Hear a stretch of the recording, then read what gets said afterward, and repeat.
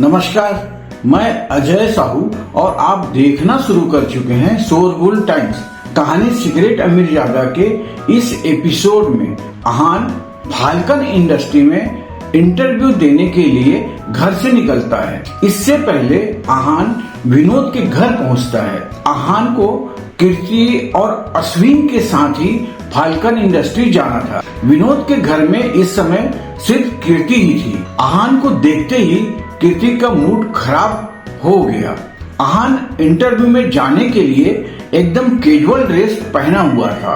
बस इसी बात को लेकर कीर्ति उससे कहती है, तुम इंटरव्यू के लिए जा रहे हो और इतना सिंपल ड्रेस पहने हो, तुम्हें फॉर्मल सूट पहनकर चलना चाहिए। बस इसी बात को लेकर अहान और कीर्ति में बहस हो रही थी।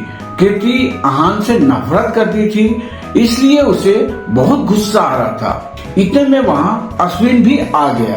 कीर्ति अश्विन से कहती है, ये लड़का मुझे परेशान कर रहा है। कीर्ति की बात सुनकर अश्विन अहान पर गुस्सा करने लगता है। वो पूछता है, क्या किया तुमने कीर्ति के साथ? कीर्ति की बात से अश्विन को गलतफहमी हो गई थी, लेकिन बाद में कीर्ति बीच में आकर बात संभाल लेती है और कहती है कि मैंने इससे कहा कि इंटरव्यू के लिए फॉर्मल सूट पहनकर क्यों नहीं आए। तब ये कहता है, इस ड्रेस में क्या प्रॉब्लम है। अश्विन समझ जाता है कि बात कुछ और है। इधर कल्पना अहान को फोन कर बताती है कि राजादा फैमिली ने एक फैसला लिया है, जिसके अनुसार अब तुम राजादा फैमिली के रिसोर्सेस यूज नहीं कर सकते। इस पर अहान कल्पना को कहता है, तुम्हें चिंता करने की जरूरत नहीं है। इस एपिसोड की शुरुआत कुछ इस तरह से होती है। चलिए अब जानते हैं इस एपिसोड में आगे और क्या कुछ नया होता है। अहान भले फैमिली के रिसोर्सेस यूज नहीं कर सकता था, पर अभी भी स्प्रिंग कारपोरेशन और कुछ प्रोजेक्ट उनके नाम के अंडर थे। वो उन्हें कभी भी यूज कर सकता था, पर जॉब वो सिर्फ अपना लो प्रोफाइल मेंटेन करने के लिए कर रहा था। पता नहीं हम तुम्हारी मदद कर ही क्यों रहे हैं, कदर तो तुम्हें है नहीं, अश्विन ने बड़बड़ाते हुए कहा। फिर उसने कीर्ति की तरफ देखा और कहा, डार्लिंग लेट्स गो, चलकर देखते हैं कंपनी का नया सीईओ कौन है। नया सीईओ? अश्विन ने कहा, सच में पुराने सीईओ का ट्रांसफर हो गया है? कीर्ति ने पूछा। हाँ, कल दोपहर को वो चले गए थे और आज से नया सीईओ ज्वाइन कर रहा है, अश्विन ने कहा। कीर्ति थोड़ा सा मायूस हो गई। पुराने सीईओ लगभग 40 साल के थे, उनकी नेटवर्क बहुत ज्यादा थी। उसके मुकाबले अश्विन भी कुछ नहीं था। दरअसल अश्विन के सहारे कीर्ति उस सीईओ को इम्प्रेस करना चाहती थी। कीर्ति बस यह उम्मीद कर सकती थी नया सीईओ कोई हैंडसम और रिच आदमी हो, वरना उसे फिर से अश्विन के साथ ही आना पड़ेगा। चले, इंतजार किसका कर रहे हैं हम? अश्विन ने कहा। अहान जब अपनी जगह से हिला नहीं, तब अश्विन चिढ़ गया। मैं टैक्सी लूंगा, अहान ने कहा। टैक्सी? तुम्हें पता है फाल्कन इंडस्ट्री कहाँ है? अगर तुम्हें कंपनी नहीं मिली, फिर मैं तुम्हें लेने नहीं आऊंगा, और अगर लेट हुए तो कंपनी तुम्हें रखेगी नहीं, इसलिए चुपचाप मेरे साथ चलो, अश्विन ने कहा। फिर वो कीर्ति का हाथ पकड़कर कार की तरफ गया। अश्विन की कार पॉश थी। अश्विन ड्राइवर सीट पर बैठा, कीर्ति उसके साथ पैसेंजर सीट पर और अहान बैक सीट पर। तुम तो कभी इतनी लेविश कार में बैठे नहीं होंगे? अश्विन ने अहान से पूछा। नहीं, अहान ने कहा। अहान ने सोचा कि कौन इस इगोनिस्ट आदमी से बहस करेगा।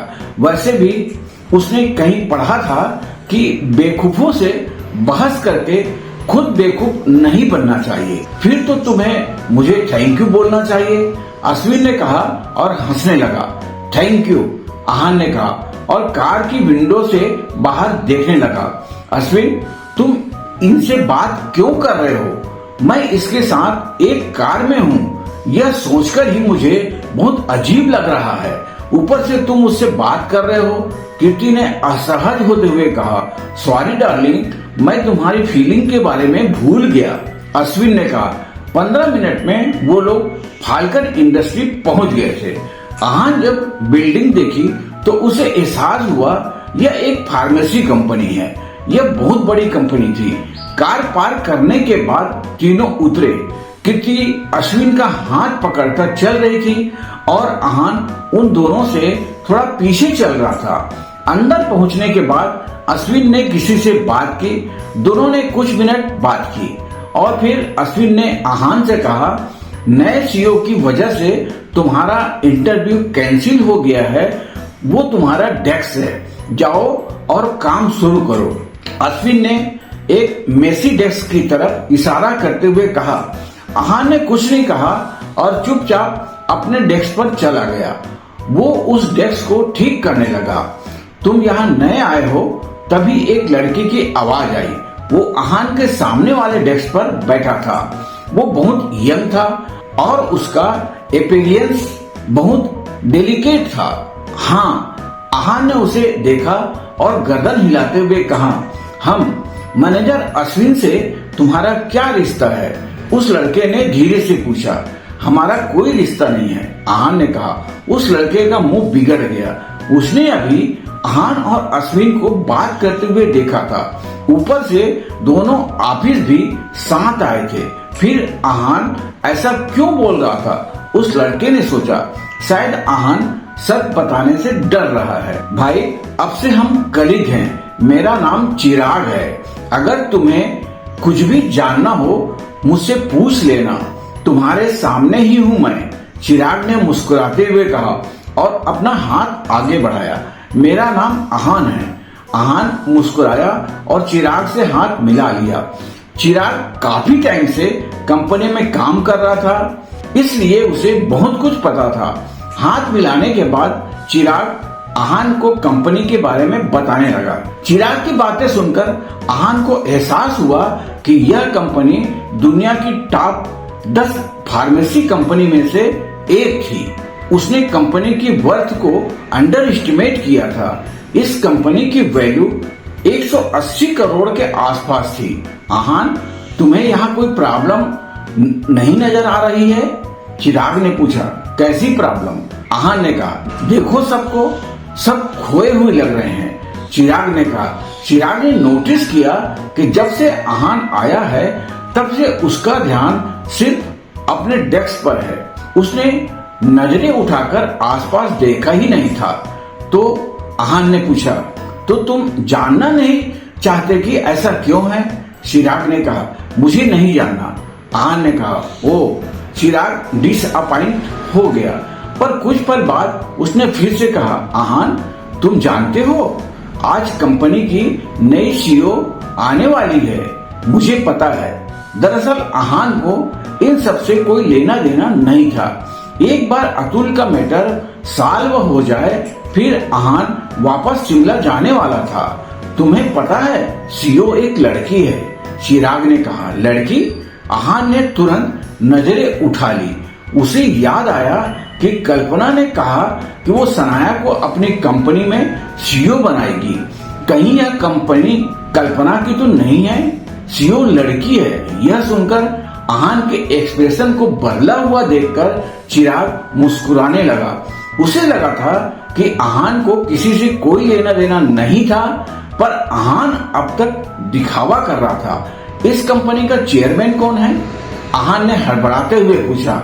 चेयरमैन? चिराग ने कंफ्यूज लुक दिया। आहान चिराग के जवाब का इंतजार कर रहा था। प्रशांत सुखानी। पर तुम यह क्यों पूछ रहे हो? चिराग ने पूछा। प्रशांत सुखानी? आहान ने सोचा। आहान को लग रहा था वो बहुत ज्यादा सोच रहा था। उसने सोचा कि वो कल्पना से ही कॉल करके पूछ ले कि उसकी कंपनी का नाम क्या है। इतने में फ्लोर पर हलचल होने लगी। नई सीईओ आ गई। किसी ने चिल्ला कर कहा। बहुत सारे एम्प्लॉय खड़े होकर देखने लगे।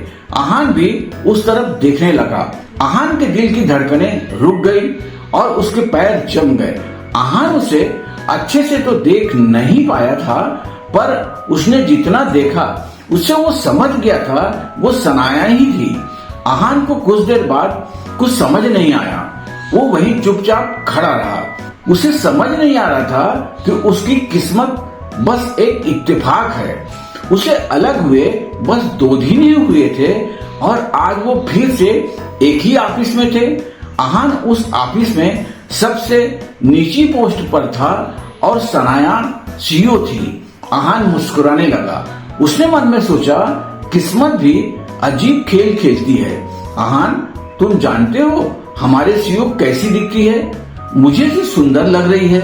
चिराग ने कहा। वो तो है, आहान ने कहा। हम चलकर देखें? चिराग ने पूछा। आहान चिराग को देखने लगा। चिराग की आंखों में चमक थी और उसका चेहरा बहुत उत्सुक था। आहान उसे डिसअपॉइंट नहीं करना चाहता था, इसलिए उसने थोड़ा सोचने के बाद कहा, चलो देखकर आते हैं। असल में खुद भी सनाया को देखना चाहता था। उसने उसे 2 दिन से नहीं देखा था, जो उसे 2 साल के बराबर लग रहे थे। ऑफिस में घुसने के बाद सनाया सीधा कॉन्फ्रेंस रूम में गई, जो कि बिल्डिंग के टॉप फ्लोर पर था। आज उसका पहला दिन था और उसकी पहली मीटिंग कंपनी के एग्जीक्यूटिव, बोर्ड ऑफ डायरेक्टर्स और इम्पोर्टेंट शेयर होल्डर्स के साथ थी। चिराग और आहान जब लिफ्ट की तरफ गए तब उन्होंने देखा कि वहां बहुत भीड़ थी। लगता है सब ने वही सोचा जो हमने सोचा, चिराग ने मुस्कुराते हुए कहा। आहान ने कुछ नहीं कहा। उसे दिख रहा था कि सब सनाया को देखने के लिए कितने एक्साइटेड हैं। आहान, हम सीईओ को बाद में देख लेंगे, चिराग ने कहा। चिराग ने सोचा कि अब सीईओ तो यहीं पर है, वो उनसे कभी भी मिल सकते हैं। भीड़ में धक्का मुक्की करने की कोई जरूरत नहीं थी। नहीं, हम वापस नहीं जा रहे हैं, इस ट्रेस से ऊपर चलते हैं, आहान ने कहा। है? कॉन्फ्रेंस रूम 25 फ्लोर पर है, तुम मुझे मारना चाहते हो? का चिराग हैरान था। एक लड़की को देखने के लिए आहान इतना उत्सुक क्यों था, यह उसे समझ नहीं आ रहा था। चिराग सोच ही रहा था कि आहान पागल है। इतने में उसने उसे सीढ़ी चढ़ते हुए देखा। चिराग के पास कोई ऑप्शन नहीं था, इसलिए वो भी उसके पीछे सीढ़ियां चढ़ने लगा। आहान बहुत आसानी से 25वें फ्लोर पर पहुंच गया था।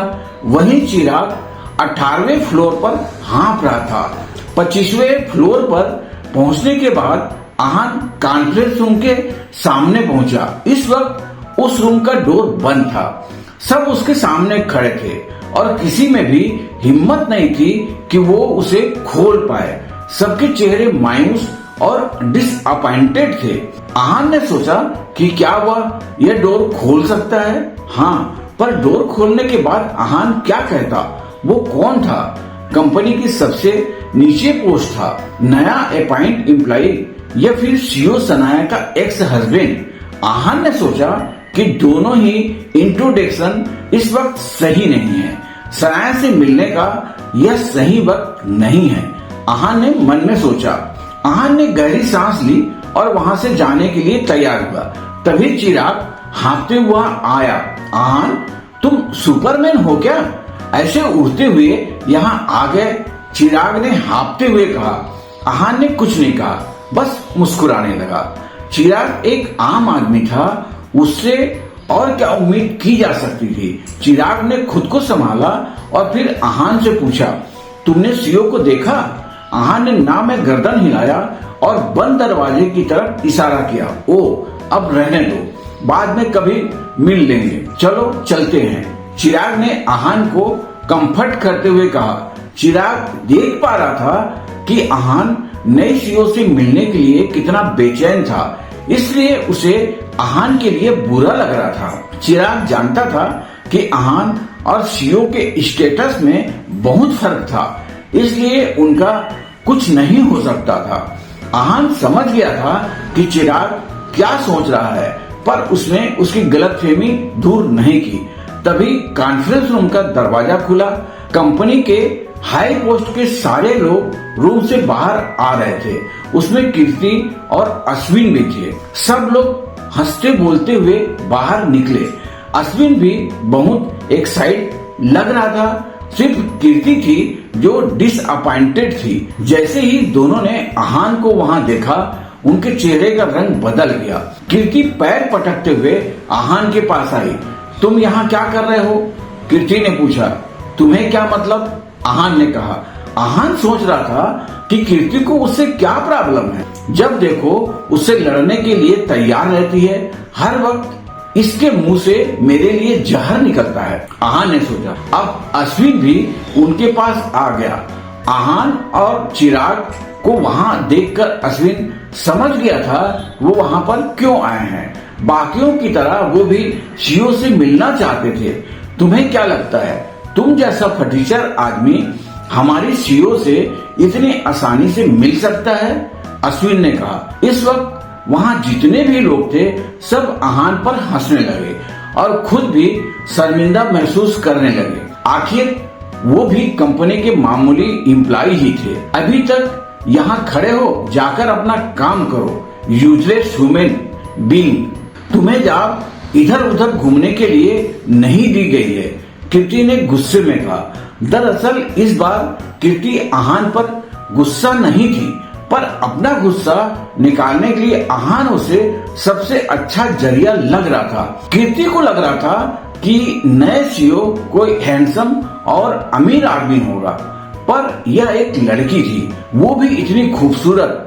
सनाया ने आते ही सबका ध्यान अपनी तरफ खींच लिया था। सनाया के सामने कीर्ति की खूबसूरती और फिगर कुछ भी नहीं था। अश्विन भी सनाया को देखकर इम्प्रेस हो गया था। सनाया को ऑफिस में आए कुछ ही देर हुई थी, पर सब लोग बस उसकी ही बात कर रहे थे। इससे कीर्ति को बहुत जलन हो रही थी। अपना गुस्सा निकालने के लिए कीर्ति को आहान दिख गया था। आहान ने कुछ नहीं कहा, बस चुपचाप वहां से चला गया। चिराग भी उसके पीछे चला गया। तभी कॉन्फ्रेंस रूम से सनाया बाहर आई। उसने बहुत ही एलिगेंट फॉर्मल ड्रेस पहनी हुई थी।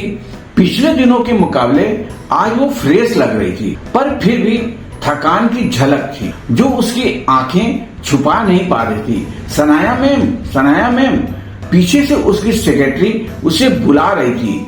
क्या हुआ? सनाया ने मुस्कुराते हुए पूछा। मैम, आप ठीक हैं ना? सेक्रेटरी ने पूछा। उसने नोटिस किया था कि मीटिंग में पूरा टाइम सनाया थोड़ा खोई हुई थी। सनाया कहाँ खोई हुई थी? क्या होगा जब सनाया और आहान का आमना सामना होगा? आगे जानने के लिए बने रहिए हमारे चैनल शोरगुल टाइम्स के साथ। बस इसी के साथ यह एपिसोड यहीं पर समाप्त होता है। इस एपिसोड को आगे बढ़ाते हुए कल फिर मुलाकात होगी। आज के लिए बस इतना ही। अब हमें कल तक के लिए इजाजत दीजिए। नमस्कार, धन्यवाद।